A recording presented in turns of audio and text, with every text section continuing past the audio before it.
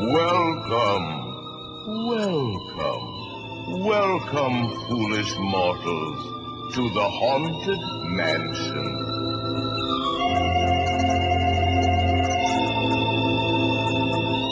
As early as 1958, there's an article attributed to Walt Disney. It was called My Newest Dream, where he talks about everything coming up at the parks. And then he's saying that a haunted house would be coming in where guests to the park could walk through the haunted rooms and gardens of this spooky house that they brought there. We're going to bring ghosts from all over the world. And we're making it very attractive to them, hoping, they'll want to come and stay at Disneyland. So we're putting in wall-to-wall cobwebs, and we guarantee them creaky doors and creaky floors. Walt Disney approached Ken Anderson about designing the haunted house as a walk-through attraction. Ken did a complete layout blueprint for the attraction at that time, which would include scenes from Disney films like the ghosts that appear in Fantasia and Night on Bald Mountain, the Lonesome Ghosts from the Mickey Mouse short, and the Headless Horseman from The Adventures of Ichabod and Mr. Toad. Construction actually began on the Haunted Mansion long before it opened, and that's part of the great mystique of this attraction. And this led to just endless rumors about what was inside, what had happened, why did the attraction not open for 6 years. Everybody has friends and relatives who say they know somebody who went on the ride, and it's not the ride that was there now. It was so scary, it was people were having heart attacks. There was a story of a guest falling into a snake pit. One of the rumors was that Walt Disney really lives there. That's a second home.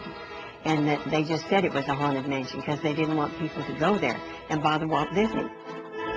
But then Walt went to England, and the reporters asked him what he was doing there, and he said, well, I'm visiting some of the old castles and mansions and looking for ghosts who want to continue to practice their tricks.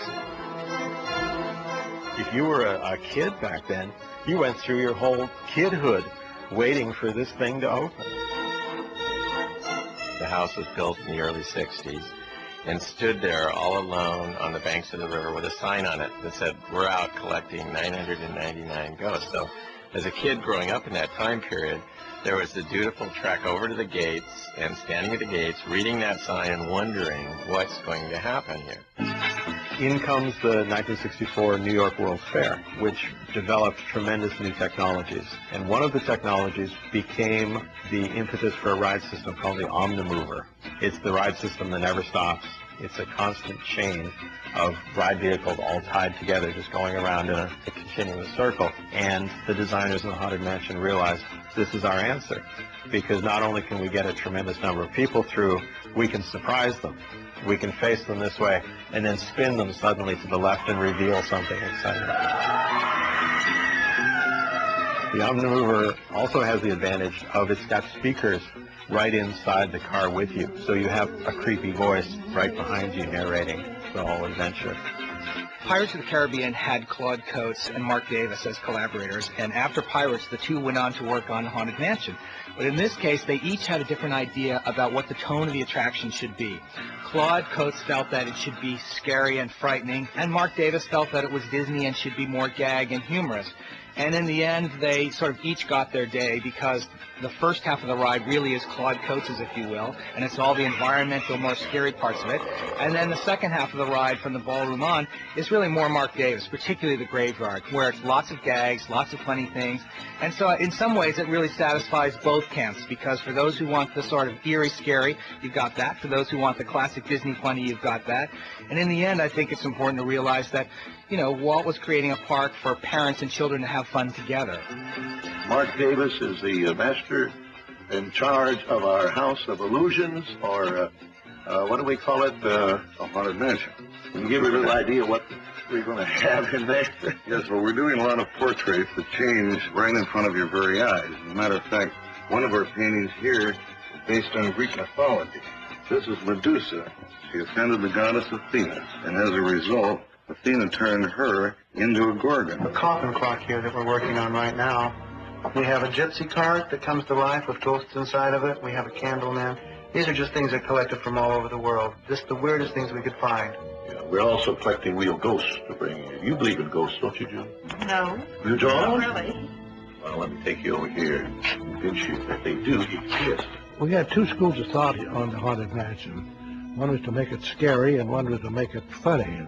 So finally we decided it should be light and not real scary. And the lyrics kind of pushed me in that direction of grim grinning ghosts come out to socialize. As the moon climbs high over the dead oak tree, So right for the midnight tree. coolly betwixt weary eyes, Start to shriek and hard all night. grim ghosts Start to socialize. when you hear the knell of a It was a dynamic period of development because this was also the real flowering of audio animatronics at the same time.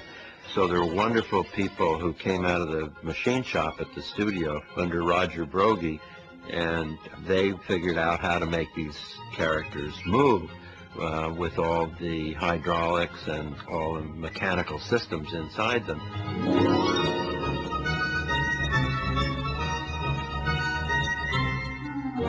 Yale Gracie was probably the father of illusions and magic stuff for the Haunted Mansion. He and Wathel Rogers had their own little place over here, and they would do the little magic stuff, and it made it interesting. Walt told Yale Gracie and Willie Crump to play, and to them that was magic because playing meant they could do anything they wanted, and within the confines of what the story idea was. At that time there really wasn't much of a story. It was more how can you create some effects that would create the illusion of ghosts. They would get something together, then we'd get called over and say, okay, here it is. What is it? And we had to figure out how to make it work day in, day out, 24 hours a day, to be able to put it into a show at Disneyland. My involvement came when we started doing the actual figures for the cemetery, which were based on some of Mark's humorous ideas. The dog at the cemetery, and the raven, and the pop-up heads, which were actually Tote's department. Awaken the spirits with your tambourine. Madame Leota was the effect that astonished more people when they went through the ride. And it used to be very interesting to go on the rides or be in the rides and listen to the comments of the guests as they come through, how they thought that was done.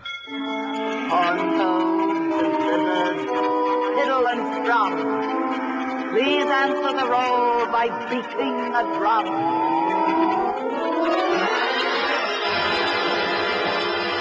A lot of visitors to the mansion believe that the ghosts in the ballroom are holograms. They are not. It's actually a much older technique called Tepper's ghost. When the Imagineers were installing the dancers for the ballroom scene, they didn't take into account the mirror reflection. So actually the women are leading the men. I made a mistake in doing the guys dancing, not realizing that there was an opposite image or a mirror image in there. I have the guy dancing as the way I knew about dancing. When we saw it out there, I said, uh-oh, we're backwards.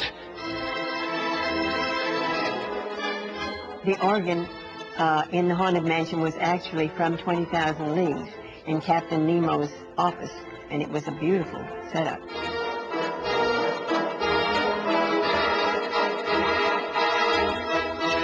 It was very difficult for the animators at that time to control the motion of the figures. We didn't have what we call today compliance, where much as I can move my arm and stop it on a dime, that was impossible in those days. If a figure did that, the whole figure would move like this.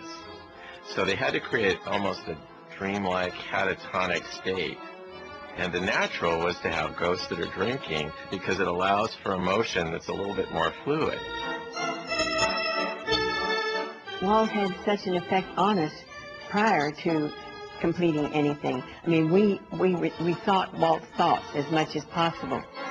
Walt had the ability to orchestrate, talent.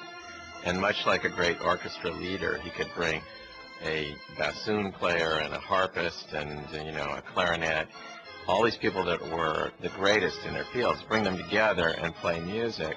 I go through it with a total appreciation for how a team can put a thing over. There's not a one of us that would have a show worth watching if it had been done just by any one of us. It's what everybody did. I'm just happy to have had a part in it. Hurry back, hurry back.